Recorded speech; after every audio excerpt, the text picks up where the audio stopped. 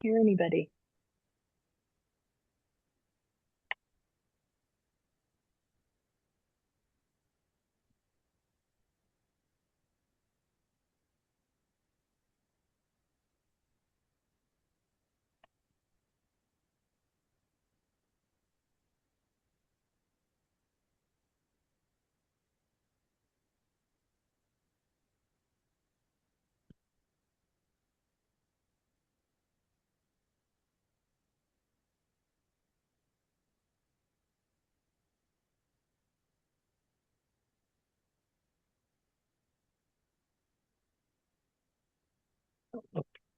Matrix that shows all of the entrance.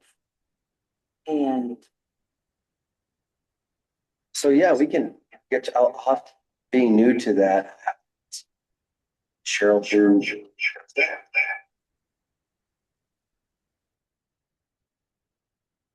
so I'll have a sure meeting.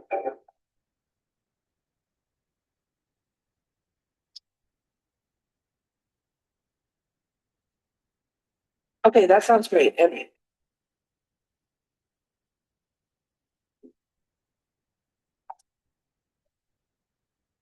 technical difficulty. All right, I can get in touch with you then. Yeah.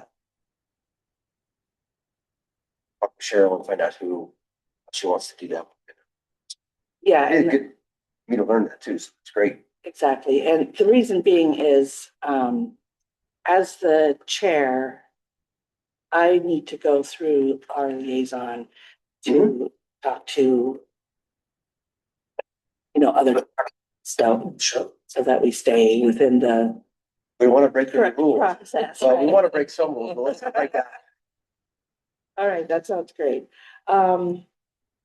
So speaking of that, I did give everyone a piece of paper that has a kind of a matrix that I made up. I kind of feel like we spun our wheels a little bit towards the end of the year, trying to get things organized. And I feel like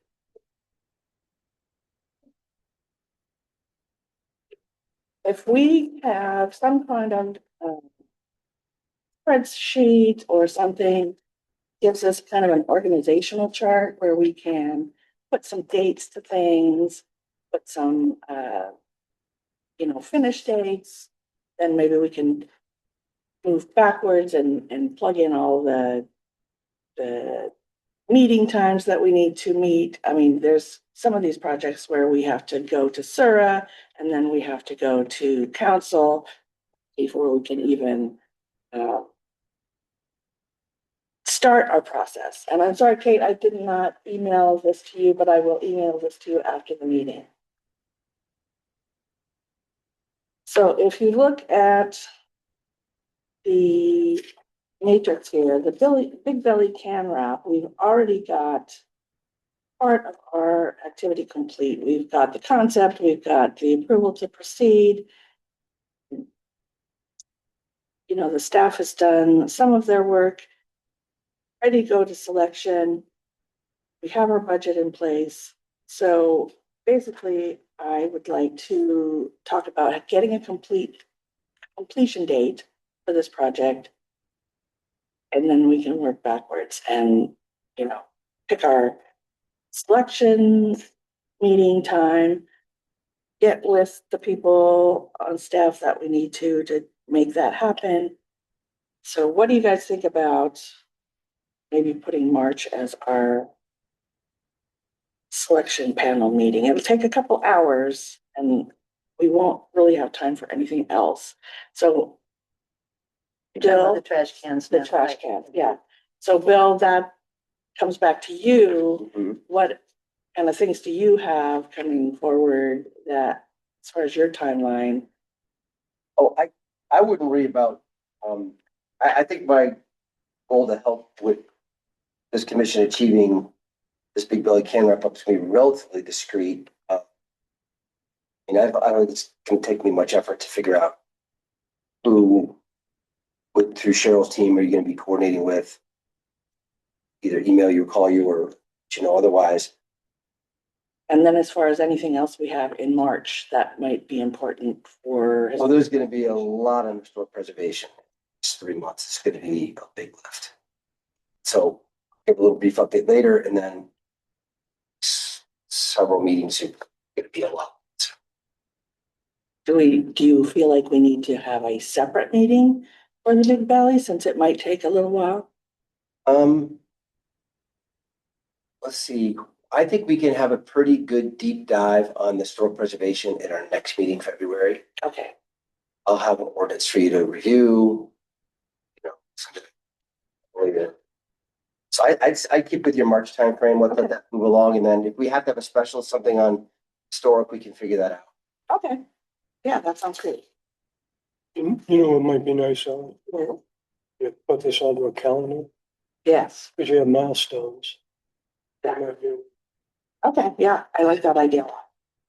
So when are we putting it on the calendar? I think we will put this on the calendar for the March meeting and plan on doing 2 hours, and it's up to everyone if we want to start earlier at 8 to 10, or it's up to you guys. I want to involve you as much as possible. Just for the big buildings. 8 would work for me. It would work for me as well. 8 is fine. How does that work for you, Kim? I can make that Okay, so tentatively, we will schedule the Big Belly election March meeting at 8 p.m. And work. yeah, not 8 p.m., sorry. Bring pizza. Yeah, no, sorry. We don't want to stay there. And I will get with Bill and we will hammer out the details with central services and we are gonna get this done. How many do we have? I can't remember. It's been We have two to. Two, just 2, yes. We have 94 entries. 2 to cover and 94. And All right. Do we do Okay. preview? To just walk in and. You know, that's what I have to work out with staff is how we're gonna do that. In the past, we have not had a preview. And I don't know if there's a reason for that. So, I don't know, but I do remember scanning every single one of them into an electronic file. So if we're able to, that would maybe. they're available. yeah. So this is, commission makes a record, you go through a selection process, then you recommend to council and they make the ultimate decisions. Okay, so, and it's just the commission work and you make your recommendation and that's, so. Well, No, we have to go to council. we have to go to council and that's another thing I'll have to get with you on is scheduling. Yeah, when to get on the When to agenda get and on how the to do agenda. that. Sure. But I mean, it's just, there's no like survey you do, there's no, it's just, this is the commission's work. Depending on the project, we have in the past had a separate selection panel. For instance, on the Schweitzer Roundabout, Mhm. we had a completely separate selection panel made up of a couple of commission members, members of the public, people involved. So it just depends. Depends, yeah, so as needed, but this particular exercise, it's gonna be this commission. It's gonna be choice. Recommendation. And just so everybody knows, we will recommend our top two plus an alternate to give council an opportunity to have an additional choice in case they don't like recommendations. Not a bad idea. Not a bad idea. They specifically asked us to do that those selections ago, so. Right. Well, is there any other questions on the Big Belly? Kate, did you get all that?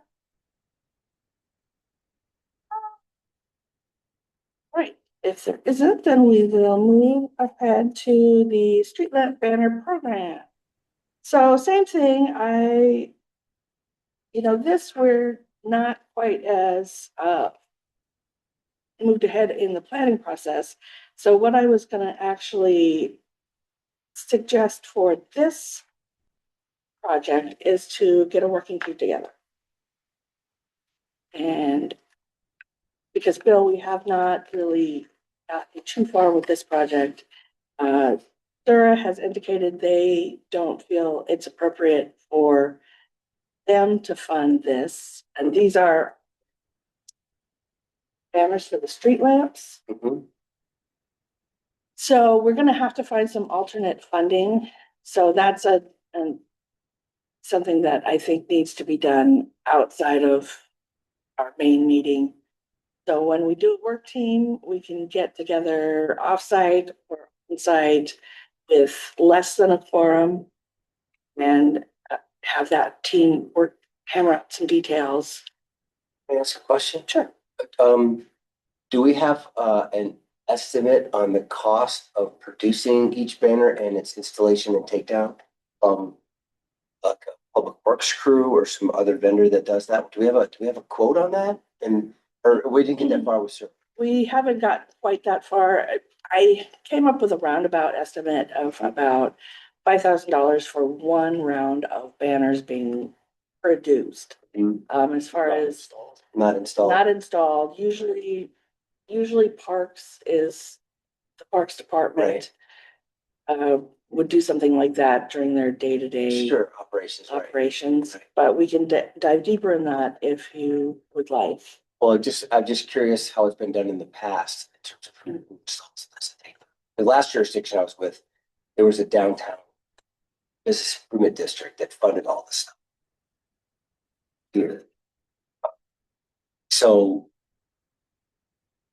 Well, and Who brought this project to us originally? Mr. Mayor, Yes, and didn't he have some, we had a big meeting about this, remember that?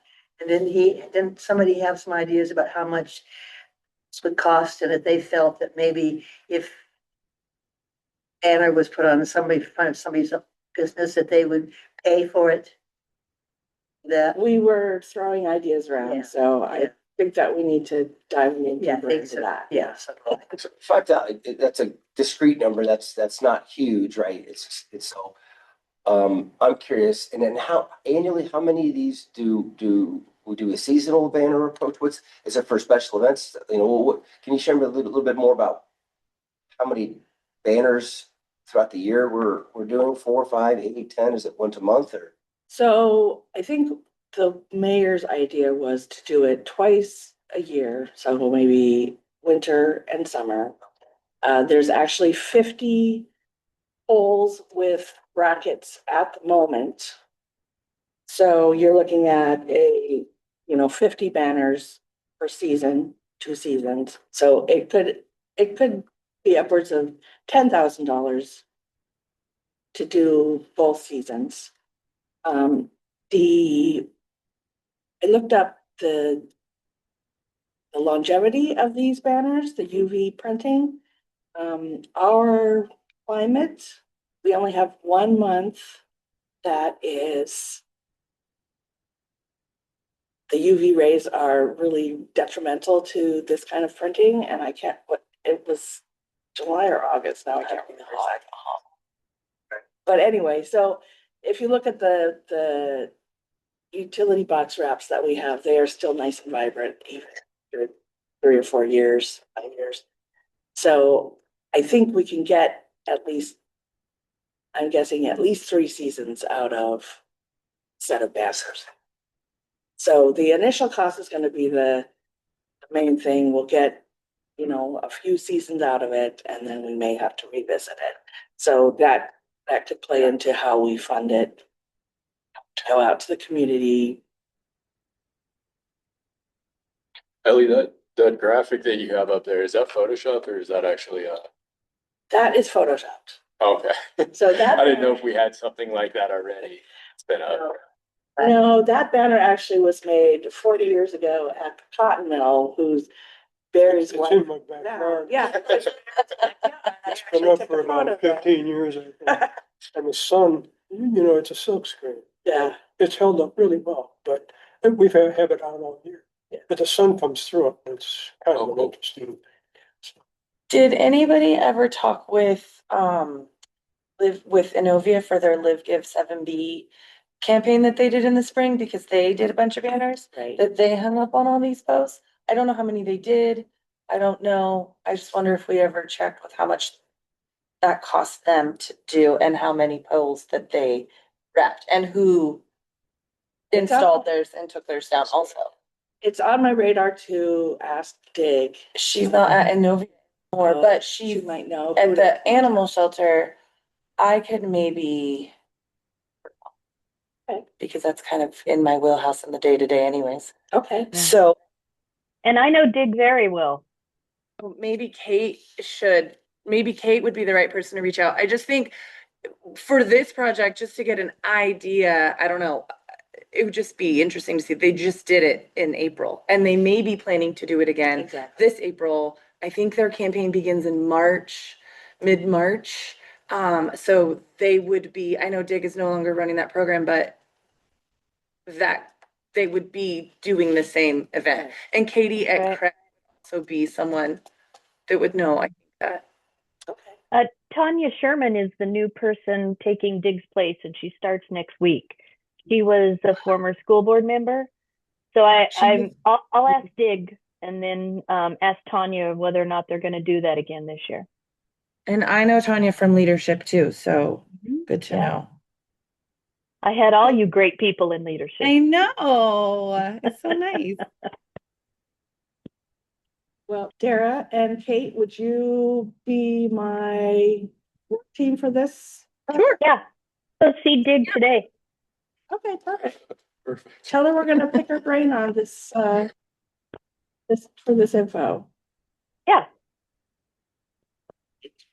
Well, is there any other ideas for the work team going forward on this? We'll bring something back next meeting. Are we looking to push to get it done for this summer? You know, that's a good question. We've got a lot on our plate right now. Yeah. I think this might just, let's play this kind of, Fact finding mission and yeah. then Since there revisit. isn't any funding, we're kind of way behind as it is, so I think that we could have a tentative goal of a winter banner Mhm. going up in October Mhm. perhaps, and make that our tentative start date, yeah. All right. Okay, moving on then, the Cedar Street Public Art Plan discussion. So Bill, this is, we are looking to use some of our SARA dollars to put a sculpture on the southwest corner of Second and Cedar. Spot right there. When we were doing downtown revitalization phase 1, the commission was involved with planning, and we actually have 3 reinforced concrete areas on Cedar Street, this being one of them.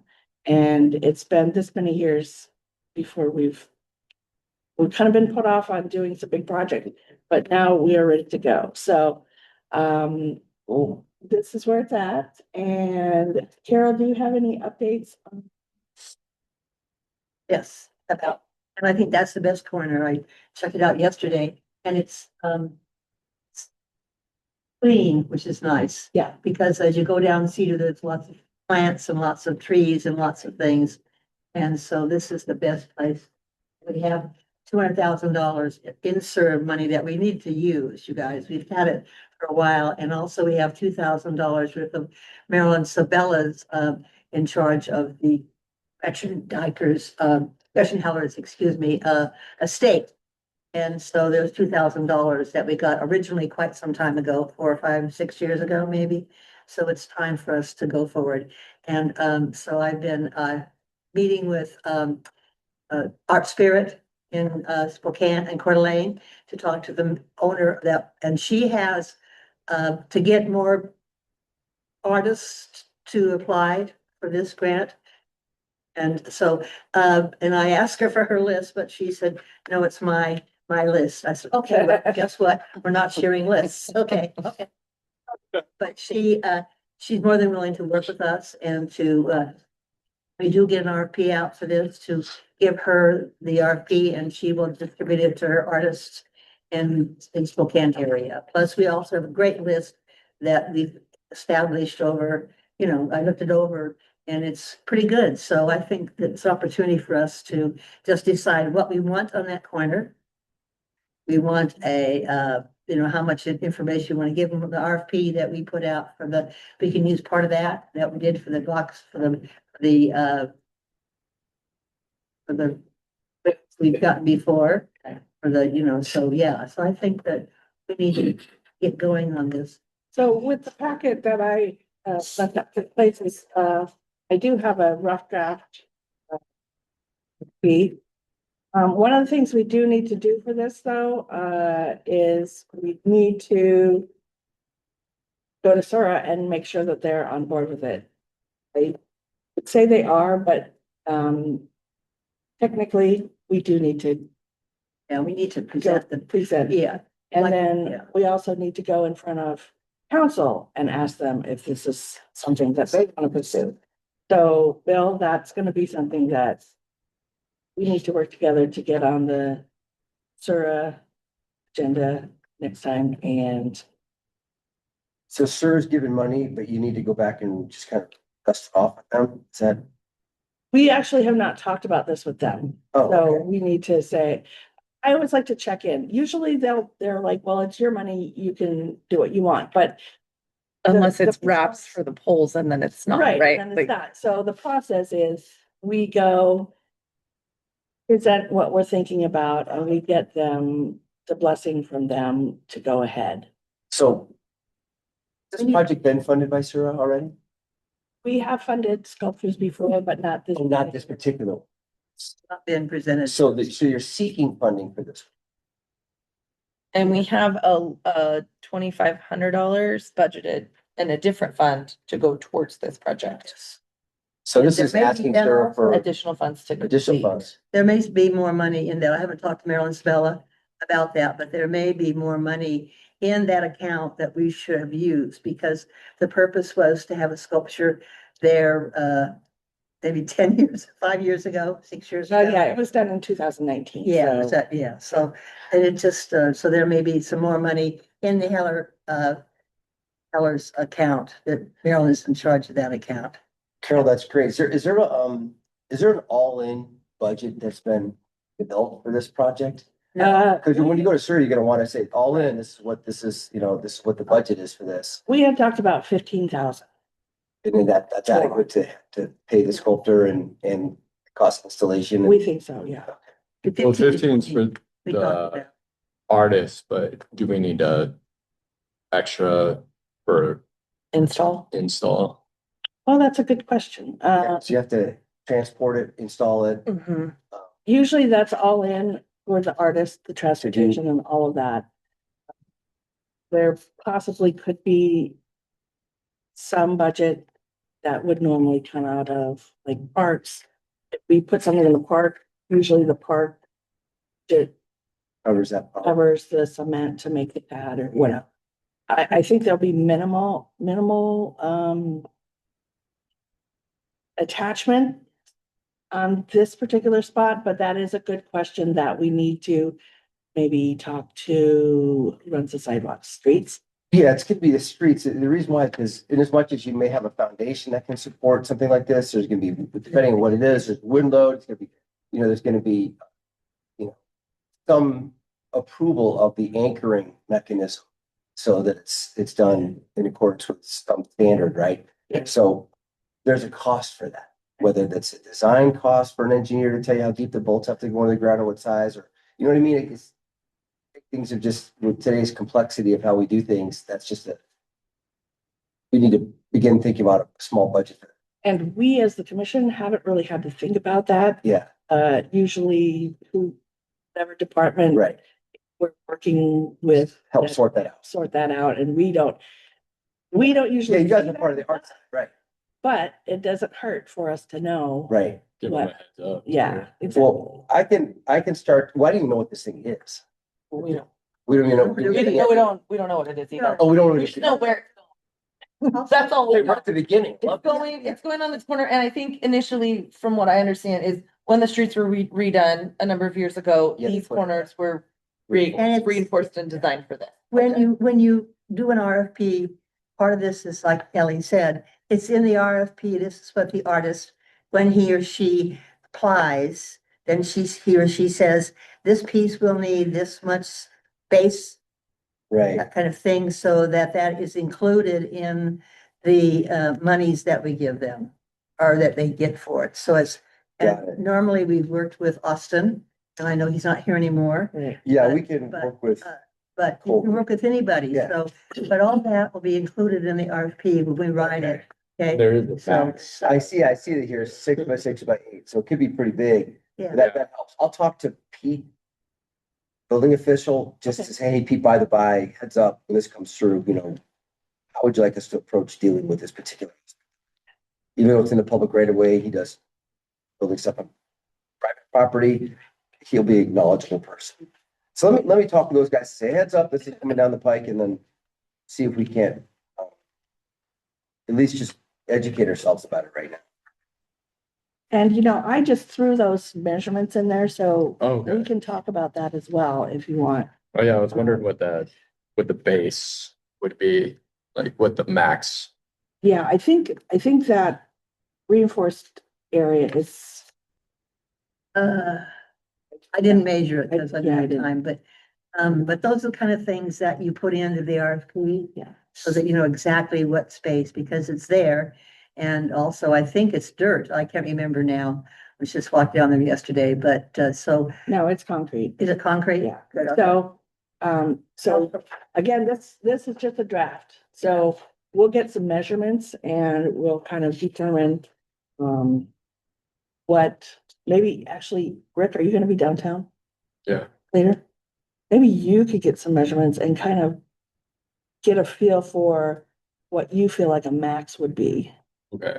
And I don't need to worry about in the ground, that reinforcement. You'll see, it's right next to the trash can. They're actually smaller blocks of concrete where the reinforcement is. Okay. So instead of the big, the big slabs like of almost concrete, 4x6. you'll see that they're smaller. So Okay, you'll know exactly where it's at. yeah, check that out. As long as we don't, inhibit the ADA accessibility around it. Exactly. And I think it was all designed into it because that's a bulb out right It's a there. boulevard, so Yeah. we should be fine, yeah. That's what they were. This seems like a good size, but. I I'll thought so too, but measure. I wanted to go by it. So, Yeah. right. Then we decide how tall we want it, and in the RFP, we'll talk about that, how tall.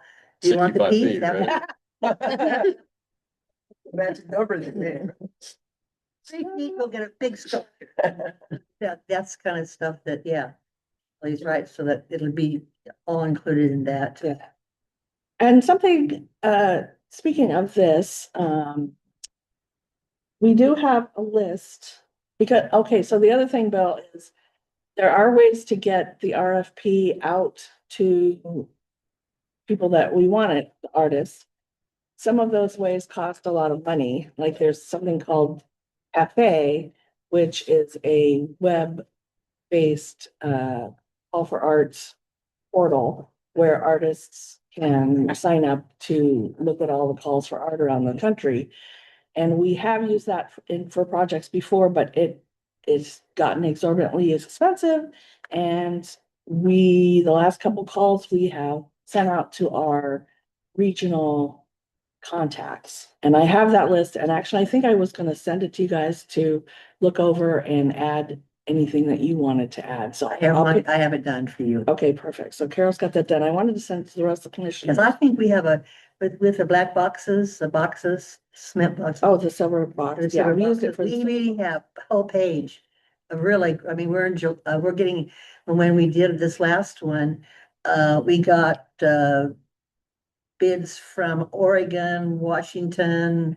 So we really are out there now. People know about us, so that's good. And also, as I said, the gal that owns, Art Spirit, she has all of, southern, that area down there, so. Let me ask We you, have used some of her artists before, the pieces that were hers, the bear and the deer that are on Pine. Oh, Pine And those are two of her artists that applied for. okay, Is there a guiding policy or principle of the commission to use local artists or anything? yes, we're always going to, favor Because local that should be in the art. RFP, I think, if, Yeah. I and think- to the degree I think that it if is. we have a written policy for that. If not, then we should talk about how to phrase that correctly. In the RFP. I think it is in the RP, isn't it? Well, I want to see if Oh, there's, do we have a guiding, policy document that helps us with that kind of thing? Yeah. That's one of the Local and regional artists may be given selection preference. So it is in the RFP, and yes, we do need to have some documents, and we've talked about working on that, and it might even be in our master plan. I might be in the code, might be in the rest. I just was wondering, is there like a, Yeah, because sometimes that's a very formal thing cities do, and they argue about the geography of what we mean by, local, that's, I just didn't want to have something go out and all of a sudden we're excluding or including someone who may or may not meet. If we all have a different definition of what local is, that's a problem. No, I think it's very clear that we do accept, we do, that they get, we'd love to have local artists and. Is Coeur d'Alene local? Is Moscow local? My question. we always put local and regional, because the problem is, we don't have that many public artists right in Sandpoint that can handle larger project. And that's part of the reason that we have the Silver Box Project, is to promote our wonderful local artists. Just So- trying to help with this piece of it, just from my vantage point.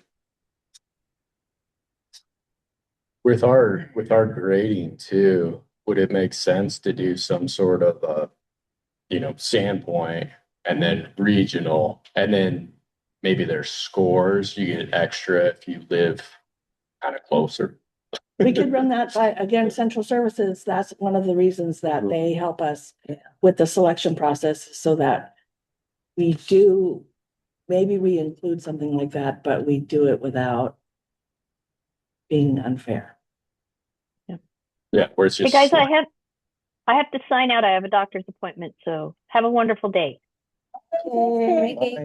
But we even tried to help our local artists with Sura money, but we have to take it out to bid for Sura money. We can't just give an artist, local artist this and say, here, we want you to do this project. Unfortunately, we can't do that. So if we're gonna use Sura money, I mean, if somebody gave us $20,000 to put a piece of art someplace and said, here, use a local artist, we could.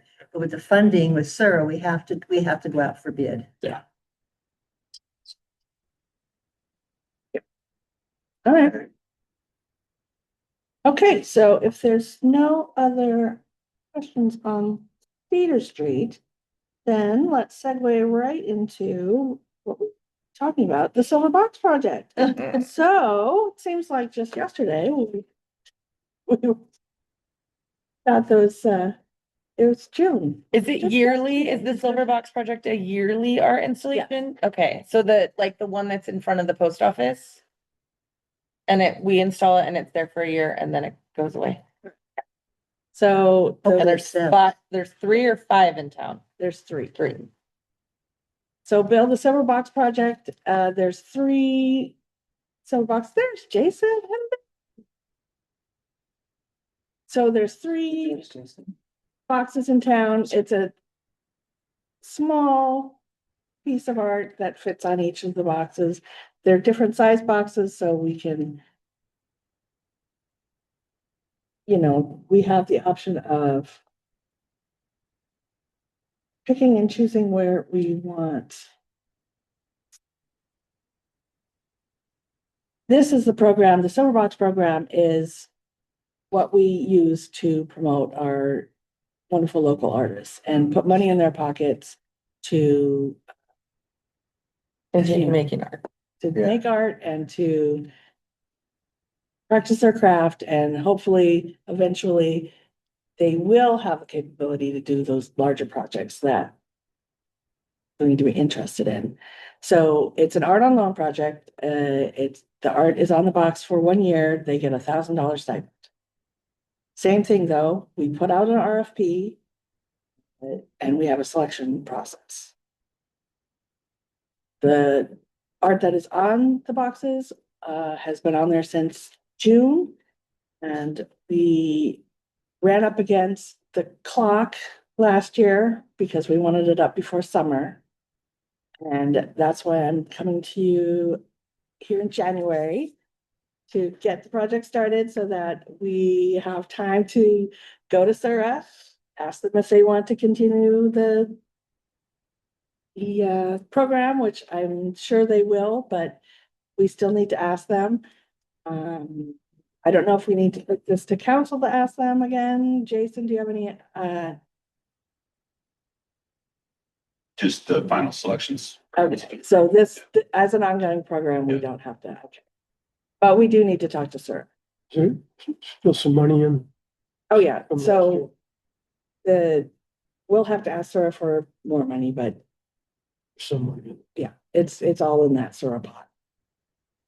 So you're visualizing one meeting where we go to SIR to ask for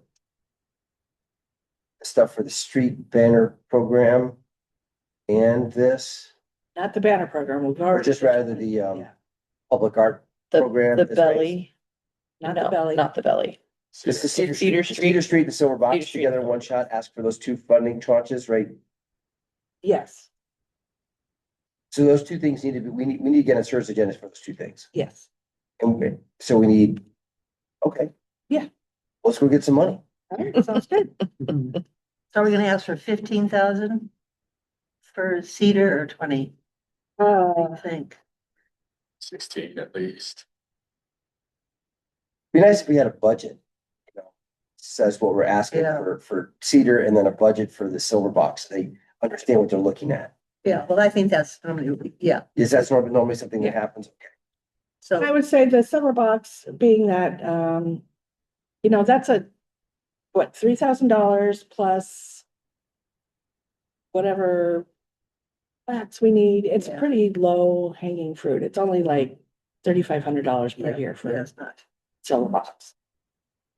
Wonder if we should ask for 20, sir, because you've got that 200,000 and I Yeah. really think we should start to spend it. Do you want Because to? I'm really worried about that money. What is it, 29? Is that when it goes away? Yeah. Is it? Okay. And I think we talked about this last meeting. I mean, we literally could do like 4 RFPs a year and Yeah. get her done, Mhm. Yeah, right? yeah, Mhm. that's what we're hoping for. Mhm. Get Cedar and other Get areas. Cedar done and then we can move on to something else Yeah, and something start else the that's- momentum Yeah, going. Yeah, for sure. so how about 20? We could do 20.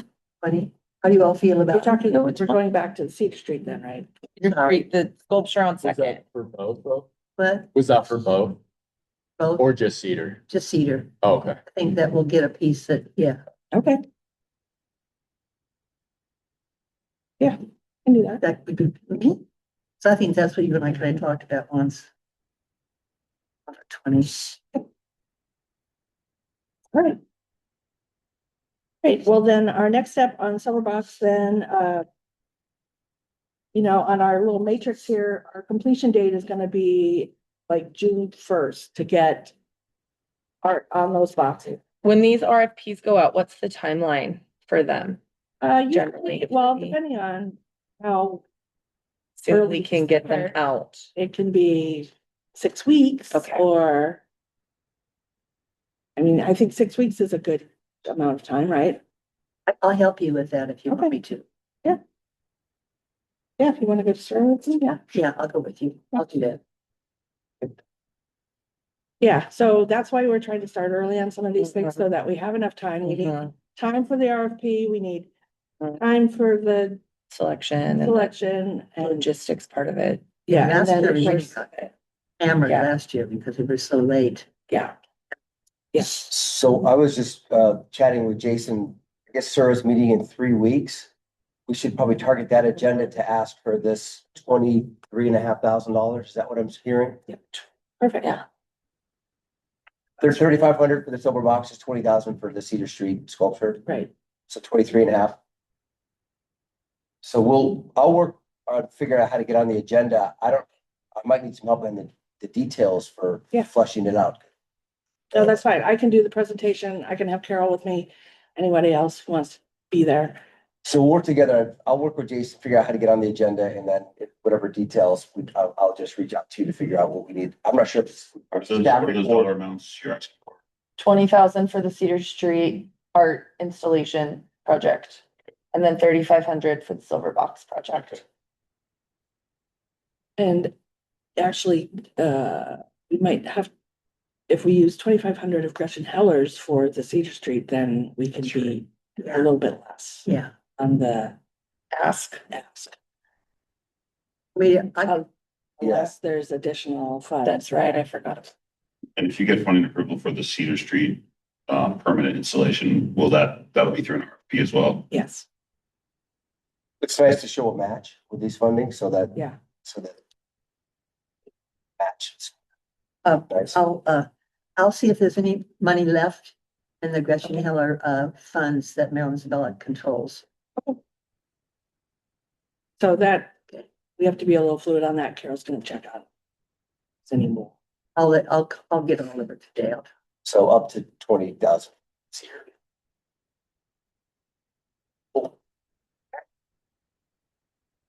Very good. Okay, so we're moving forward with the silver box to go for the ask. So we'll come back next meeting.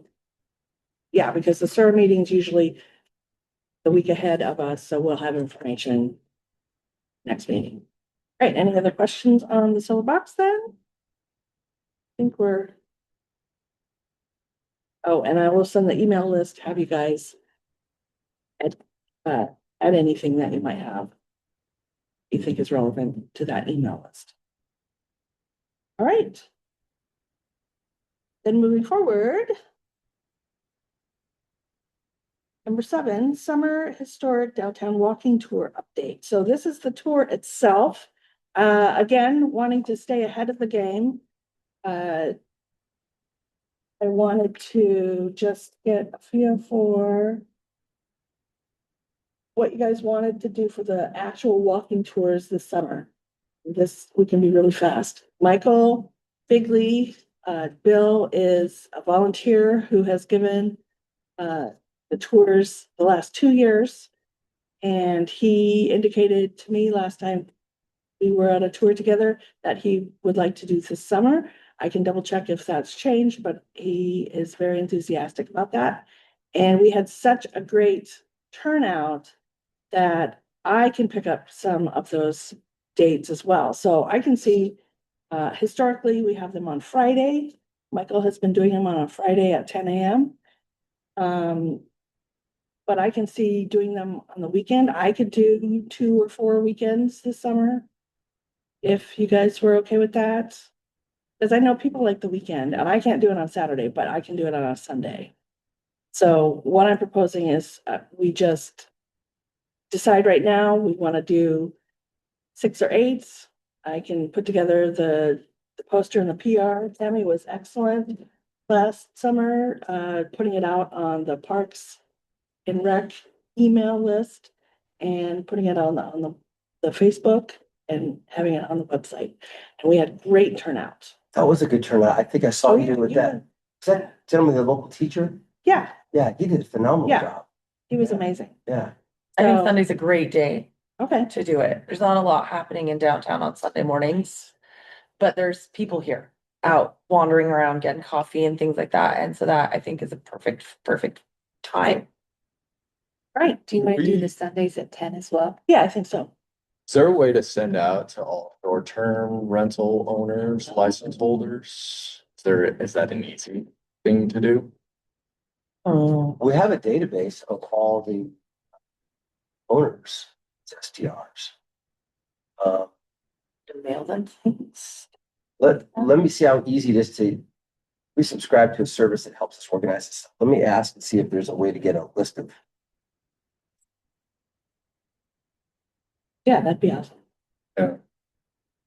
And I feel like somebody, I mean, we had 50 people in that last one, that Michael. And if I'd have had my microphone, we could have split off into two. I mean, he did a great job, but it was a lot of people. So, yeah, I think spreading it out is gonna be good and the word is getting out. And so I think using like the same poster and, building that brand Yeah. recognition and having those posters out, up along the street, wherever. I think the great, email list is. I think people are loving it. Okay, great, all right. So that's on my, my list. Oh, This yeah. is our list of all the artists we send RFPs to, how big, long it is. Really phenomenal for this organization to have this list. I did do that. And that does not include the art spirits. No. Cause she's not No. sharing lists. We're not sharing lists. No, Right. we're not sharing lists. Her name is on it, but we're not, we're not sharing lists, because she won't share with. That's okay, that, as long as she gets it and she sends it out, it's perfect. I know. And we all have, And those- she's very excited about working with us, so and we may all have those kind of contacts, so. That's okay. I'll get two requests. Okay. All right. You can see where my heart is. Yeah, I love it. All right, then moving on, if there's no other questions or comments, let's go to historic preservation. So number 8, the walking tour brochure. So that's kind of been on hold with this year being so kind of crazy with all the changes that we've had on the commission. I haven't really had time to sit down and concentrate on it, but I am committing to try and finish it this month. And then one thing I need to know is who do we get final approval of the final brochure before it goes to print? I know I'll bring it here, but is there anyone? It's using Sura dollars. I don't know that they actually need to like sign off on every every detail, but is being that this is a city publication, I need to make sure that everyone has signed off on it before I send it to print this time. I will ask Cheryl. Okay. I don't think I need to take it to council, but that might be another question. Because we're gonna print 5,000 pieces, so I want to make sure everything's been vetted and good to go before I send it to her.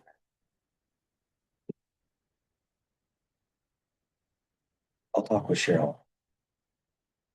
Right. And I will be excited to have that finished. Okay, so if there's no other questions on that, then we come to the exciting part. Commercial A historic preservation update. So I'll give a brief update. We've been really busy, and this is just as a reminder, when we're talking about creating historic preservation rules for the city, to have them locally meaningful in terms of a zoning and regulations and conservation standpoint locally, we have to adopt them into our zoning ordinance. And you can't just plop it in there. It's got tentacles everywhere. So you're talking about permitting, you're talking about zoning, you're talking about standards. So like I shared last time, I've been going through this process of doing creating a historic preservation code, which I've drafted. It's roughly 10 pages long. It has definitions in it. It's got procedures in it. It's got all the things you would expect from a historic preservation code. I've written it from the vantage point of creating a district that I've lifted from the 2018 master plan, that those boundaries, as well as the individual landmarks that reside outside of the boundaries. So that the ordinance is set up so that either or both of those can be adopted locally. we'll find out when we get to city council if they adopt one or both of those approaches. In other words, they can adopt this ordinance, then they have to locally separately adopt the overlay, which contains the district, and then separately have to identify each of the landmarks that are outside of the boundary. So council's gonna have a lot of actions. But what the main thing that I've been spending time on is, you know, this is not just an effort for historic preservation. It's an effort to try to organize ourselves around what downtown means to Sandpoint. And I put a lot of thought into this.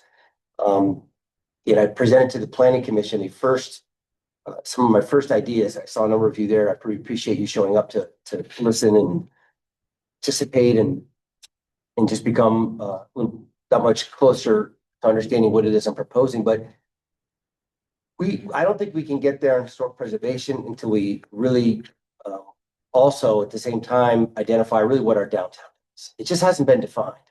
And I've been really nervous about the zoning for this city for a long time. Ever since I've been here, it's like, whoa, we have got hundreds and hundreds and hundreds of acres of commercially zoned property. There's very little that distinguishes between one brand of commercial zoning and another. So I've taken the liberties of rewriting the commercial A zone district to shrink downtown and actually define it. And I think it's really important because what happens, right around the historic district matters. Not everything is in the historic district. So we're gonna have a code, should council adopt it, that pretty much locks in amber what you see there today in terms of what those district boundaries are. And any changes that occur are gonna have to go through a permitting process by this body. It may be even the planning commission as well, depending on what the nature of the change is. But it's like everything you'd expect in a historic preservation code. We refer to the Secretary of the Interior standards for how things have to be addressed, whether that's any exterior modifications, maintenance standards, demolition by neglect standards, all of the things that contribute toward preserving these resources. This is Sandpoint's big step forward in participating in this national project of historic preservation, and it's significant. But equally as significant to that is just identifying a downtown, calling it a downtown, and then establishing the rules that make sense for that geography. Because not everything Fifth and Larch is the same as it is at Second and Oak. But from the zoning ordinance standpoint, it's identical. There's nothing to distinguish between the two. And that's a real problem with our zoning ordinance, from my opinion. So I proposed some pretty provocative new geographies for what I'm calling the downtown core and the downtown outer. And when you free yourself from this zoning that we've had for decades, and just say, let's just think anew. There are lots of ways we can do this. It's just words on paper, right? And diagrams. So let's see if we can't agree on what downtown actually, we could hopefully all agree on what the boundaries of a core downtown are. And then a subset next to that, it's an area that's a significant role in contributing toward the success of downtown. And what I mean by this is in all cities, if you have a downtown that's too big or a commercial area is just too large, you're just bleeding that energy and that vitality that's represented in these commercial establishments out. You're just letting it string out across your whole community. And in the case of Sandpoint, I mean, it's enormous. The commercial goes all the way down to the Bonner County building, all the way down there, all the way up past Larch and Fifth for many, many blocks across Highway 2, and then everything that surrounds downtown, including downtown, all the way out to the Seasons in City Beach. That's all considered the same. Now, that doesn't make sense from a zoning perspective. So I'm trying to introduce some new geographies, and importantly, what can happen on the ground floor in each of these areas. What happens on the ground floor matters significantly to the success of the downtown. And what's interesting, and I was encouraging our planning commission to think about downtowns in a really simplistic way. Go visit downtowns. Right? Go visit them. You need to go see them, look at them, and then ask yourself when you're there, does this downtown have I call it the situation of the donut. Does it have a good donut hole? does it have a good donut? Because you usually don't have both. Usually your core is great, it's surrounded by stuff that needs to be worked on, or the surrounding stuff is great and the core, needs to be worked on. In our situation, I think we have a great core. But the donut itself is just too big. The problem with it is too big. It's not that it's full of bad buildings, hey, it's just that it's too large. So as a geography, we need to create zoning districts that are smaller. We can then decide, okay, what really do we want to see in this particular zone district? Because right now it's just the same across the state. So I'm introducing these concepts. For the downtown core, I've just put out a standard of 45 feet is the tallest a building can be, which is again, a provocative thing, but we need to start someplace. I just can't visualize buildings other than that proximate to the things you see. Just can't see that as a relationship that would make some sense. In addition to just the max building height, we're introducing into the code a concept called relational building. So it's a concept used all over the place. We're creating relationships between, what you see on the today in terms of the building heights, you're able to go to 45 feet, but also limited by the fact you can only go 2 stories higher than your neighbor. So if your neighbor's single story, you're only going to be able to go to 3. If your neighbor's 2 stories, you're going to be able to go to. So it's the existing +2 in terms of the relational height. We're going to have some relational heights as it relates to we currently have in the code. If you're within a certain distance of residentially zoned lot, you're going to be limited. So we're creating some limiters in terms of building heights. But what I haven't shared with the planning commission yet, simply because I have to take this in steps to them, is that we have a whole host of new standards for what it means to be in the downtown. We've sort of, like some zoning codes do across the country that try to address, from a zoning ordinance perspective, the constituent parts of what makes up a building. We've sort of dissected a building into, mass, height, frontage type, and, have some discernible sort of attributes to what a building is, break those down and then assign rules to them, saying, hey, if you're downtown, you've got to check these boxes in terms of what kind of frontage type you are, what kind of massing and fenestration pattern, and the rhythms of what the architecture looks like have to be discernible and recognizable. So we've written all that stuff down, and those are going to be the standards that we have in place for downtown core and what I'm calling the outer core. Names can change if we decide we don't like those names. And any of these standards can change as we go through the process. But what's important is that we're putting all this in place, and when you read it, which you'll see here in a couple of weeks, it's attempting to put in place a set of rules that are going to yield buildings that are befitting for their environment, whether you're in the downtown core or the outer core. Keep in mind, anything that happens in the district itself is going to have to adhere to these standards in addition to the standards of the secretary. When there's a conflict, the secretary standards are going to prevail. And this commission is going to be fully involved in reviewing applications for modifications to structures in the district. For existing buildings or Correct. ground up? Existing buildings. The way these rules. So there's going to be a permit that I think I mentioned last time. It's called a certificate of appropriateness. This commission will be responsible for issuing it. It's a real life permit. It carries the weight of what any other permit would. So that permit's going to be used as your principal tool to evaluate applications for modify these structures. What's unique about dealing with historic preservation as compared to the way cities deal with modifications to buildings not in the historic district. If you're not in a district, and really the threshold for cities review is whether or not something requires a building. If it requires a building permit, then we have these standards that we get reviewed against. If it doesn't require a building permit, it's just happening, right? Not every city, for example, requires a building permit for a window debris place. Some don't. Not every city requires this, that, or the other.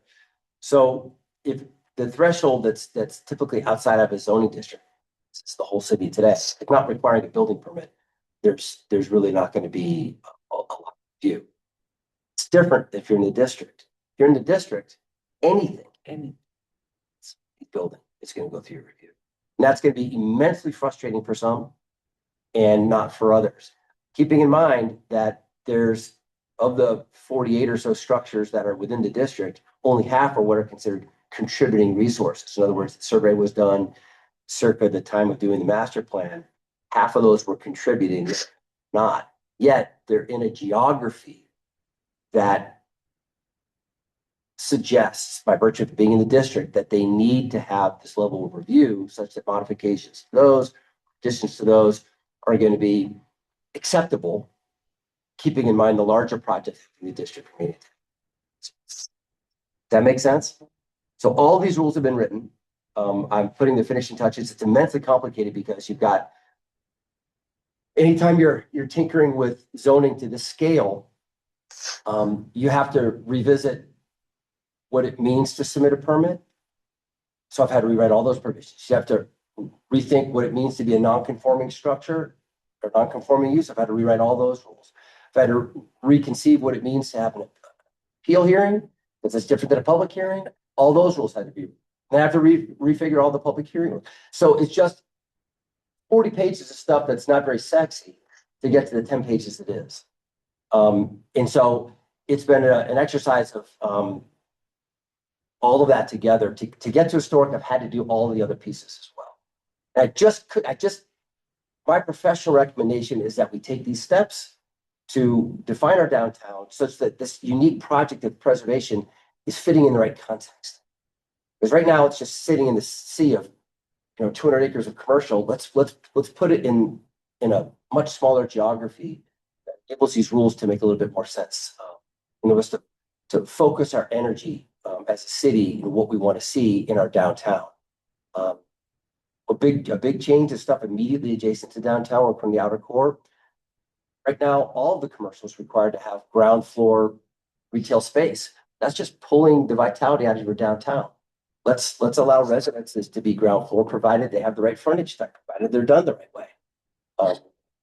So those are big changes for this community, but I'm tried and true is to concentrate these activities and to put disposable income proximate to your main retail space. And the way to do that is to build housing, build in your customers right there.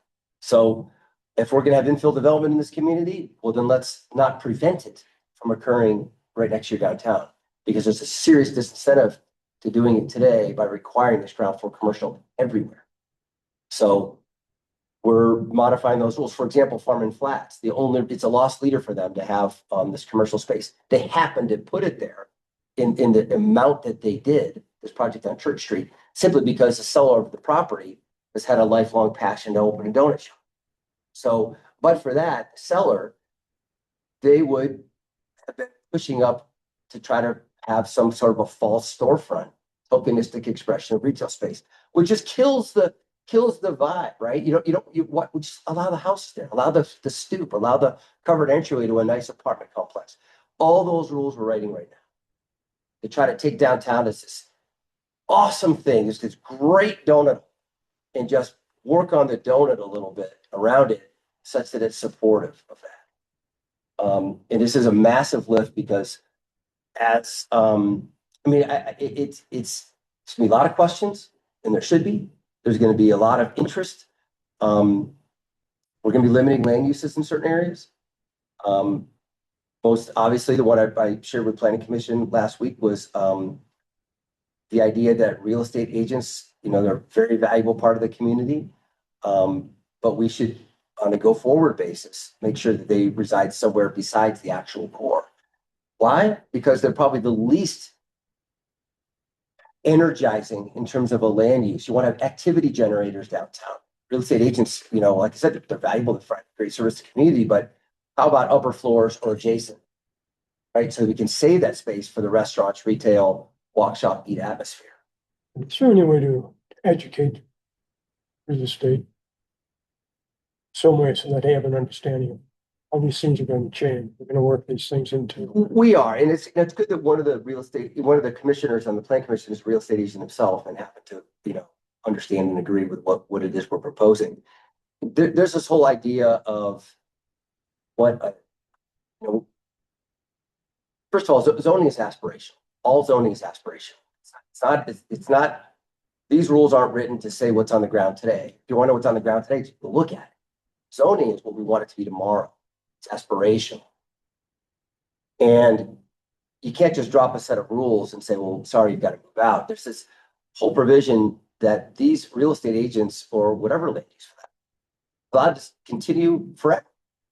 It's only when they stop for a period of 6 months or more do they lose that status and then forming land use system. So there's a lot of generosity in the code to allow these 6 real estate offices that are in the downtown core to continue as long as they want. And we'll announce that and we'll describe that and we'll socialize that idea because it's not just real estate agencies. It's just there's a collection of land uses that this community. I don't make these decisions. Ultimately, council will, but it's going to require your input and planning commission's input to decide what makes sense. Keeping in mind, activity generation is what you want to concentrate. I think you led into it perfectly with bodies down there, people living down there. Because right now it's a ghost town. And so that means pocketbooks aren't down there feeding into the restaurants and shops. Well, they can't pay the rents down there. People, the realtors can, the CPAs, whatever those offices are down. So I completely agree where I don't think we want them down right there, but also they're the ones that can pay rent, right? Because bodies aren't down there on day nights. I think we have to think of it in terms of, and I appreciate that, we have to think of this in terms of activity generation. You want to create your most active, most urban space. Your community's, living room. Yes. That's what you want. And so not everything happens in living room. So some of that stuff happens next door. So that's what we're talking about.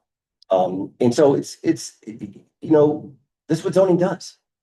There's a reason why you don't have, auto repair out in the residential areas. It's because the zoning doesn't allow it, right? For all these reasons. So why don't we use the same kind of thinking when we're talking about downtown?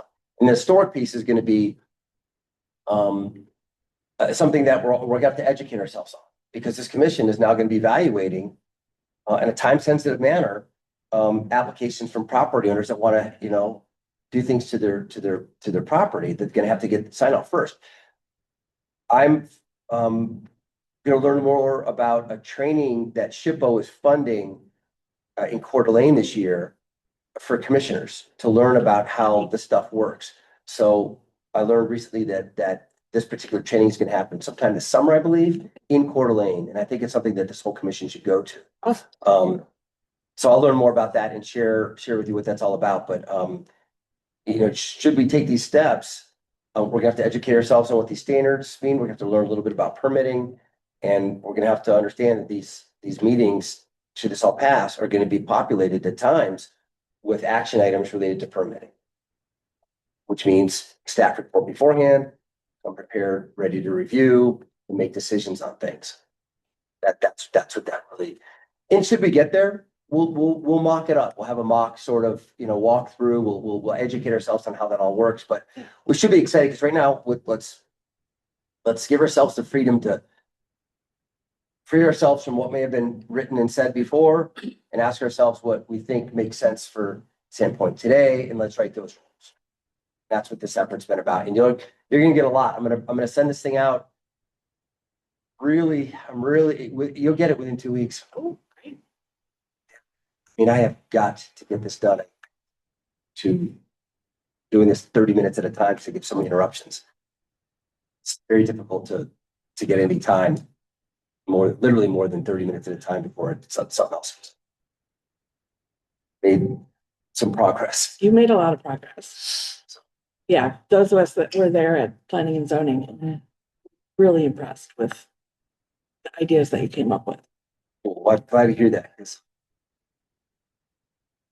in my heart, in my experience, this, if this is what the goal is, this. Made a lot of sense. I mean, I've called Sandpoint my hometown for 50 years, so, I know downtown ins and outs. I live, really close to downtown. It's my backyard, my living room, just what you said. And yes, thinking about the future and those great ideas to make it vibrant. It's exciting. I'm very So thank excited you. about it. Super excited. That's my update. Excellent. Is there any other questions for Bill on that? All right. Then heading on.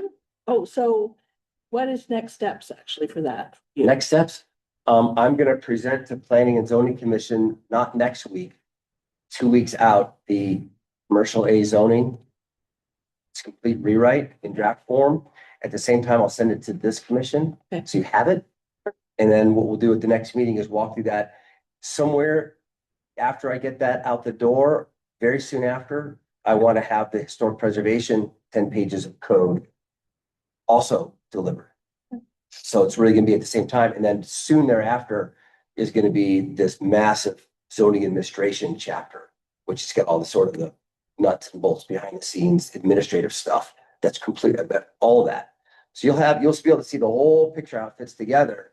But we'll probably do is dedicate a session here on reading the commercial A stuff together, as well as the historic code together. Because I want to take this to hearing. The Planning and Zoning Commission probably in March. Okay. I'm gonna need February to study it with them. Maybe we get to the point of being able to have a hearing in March. And then soon thereafter, it goes to council.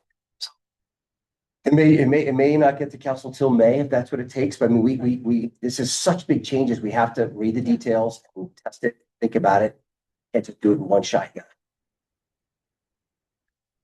Council hasn't adopted anything recently. No.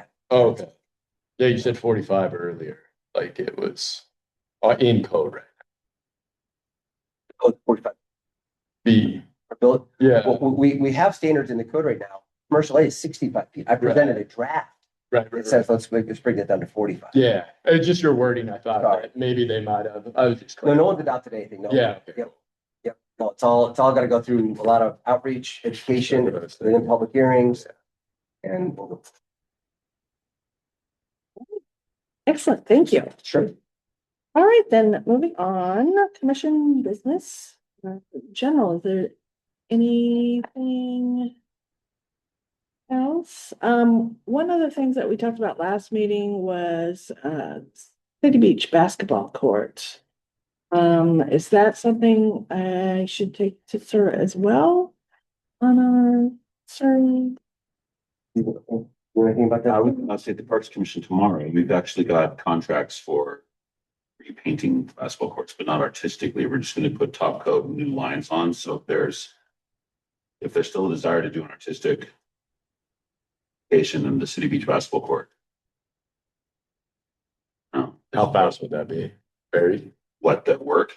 Well, I mean, just us getting. We could put a request on the same agenda for the other art projects at the next syrup meeting. Does anybody on this commission want to do some preliminary cost estimates to see what it might cost? I mean, just see what did Spokane pay to have its courts painted at the Riverfront Park that they did a couple years ago. I think that discussed it with the Parks Commission at recent meetings. I don't think there's a desire to have like the entire court painted artistically, but maybe inside the keys or inside the 3-point line or something. yeah. And then the center circle. But yeah, we've got, we're gonna be doing a full top coat, like ceiling, sort of like we did at the sports center. Like it's not just gonna be lines on asphalt, it's gonna be full painted court with lines on top of the paint. So it could be a good opportunity to, I don't know, we probably want to do the artistic stuff before we paint the final lines. So you can paint over the edges of whatever gets done. So the time frame is I'm hoping to have this work done in the spring. So if this is definitely something we'd want to bring to the Parks Commission tomorrow, probably. To get a final decision on whether to proceed. So I can do that. I can bring that up to the Parks Commission tomorrow and see if they'd like to break that, knowing that funding can come from Sura, and then get back to you before we do an agenda item for the next Sura meeting to ask for funding. So I just took a note, $3,500 for silver box permit cedar. But if it's another $3,000 or something for court painting or $5,000, we might just add that into the request. And the thing is, I don't know if they'd even approve, if Sarah will even want. Or if the Parks Commission decides they, Is that out of downtown? Huh? Is City Beach out of yep, City downtown? Beach is in the downtown. It's in the district. Oh, it is. Yeah. Okay. All right, so we're just, yeah, we just need to get an estimate and find out if everybody's. Yeah, I'll get the vibe from the Parks Commission tomorrow. Knowing that it wouldn't be Parks Capital Improvement Funds, but art funds, but we are trying to stretch little money across like 3 projects in parks this year. All right. Well, yeah, we'll just do some more preliminary. Does the Arts Commission think that that's a good use of a few $1,000s from Sura funds? You guys want to discuss that or vote on that before Commission? Well, it's not an action item, so we can't really vote, but we can. I would prefer to do something on a fence someplace down there, like a mural put up on a fence or something, something for art, like for instance, maybe something on the building that's out there. Oh, like a mural on the bathroom. Yeah, like a mural in the bathroom or something like that, rather than putting it on, I've talked to a couple of people who play basketball, and they didn't seem to think it was a very good idea, I don't know. But, something that is a little bit more, for more people than just basketball players. That's true, because I mean, we do have that canvas right there. The bathroom has a Yeah. lot of space that Yeah. So would be we can do more that. visible to more people. Yeah, Yeah, actually, after the last meeting, I got really jazzed about it and thinking how sweet it could be for almost a photo op. And if you look, we've got the basketball court, the lake, the monarchs. If we had say a station right here, then you could see the basketball court behind it if it was incorporated with the landscape behind. And I was thinking, I was getting cute with it too, thinking about those 3D chalk drawings where it doesn't make sense until you look from a certain point of view.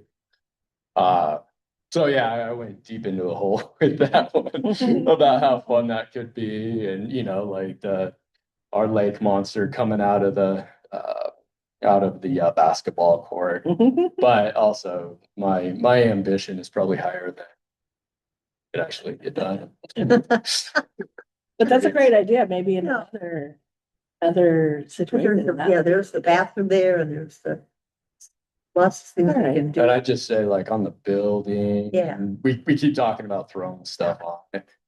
We don't want it to be like, No. let's Something cool. put that wood thing on there. Let's paint a mural on there, and it just Yeah. got painted. So kind of keep it simple and Yeah, nice. simple, but not on the floor.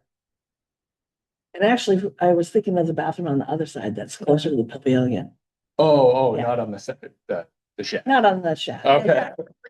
Good. That's what I'm The saying. shack's historical, we're not gonna do Yeah. that. No, the shack already has a mural on it. Been there for, I don't know, 15 years now, Yeah. maybe 15, yeah. And they But I preserved think it we when wanna- they repainted it. For the Well- high school project. Maybe while we're talking art with Sarah, we can ask them what their idea is for doing murals. And then at least we'll have an idea. May not like, remember now, sorry. I mean, I think they paid for some of Galaxy Alley, but it's kind of special. So, well, We're we'll not gonna see. talk about that. All right. Okay, anything else in general? Anything else that staff has for general? Well, then, how about Commissioner Roundtable? Anybody got anything going on? Well, Sandpoint art poster contest closes on February 3rd. So if anybody has any art, would like to submit, all mediums welcome, quilts. Any kind of art that you want to submit to the festival at Sandpoint.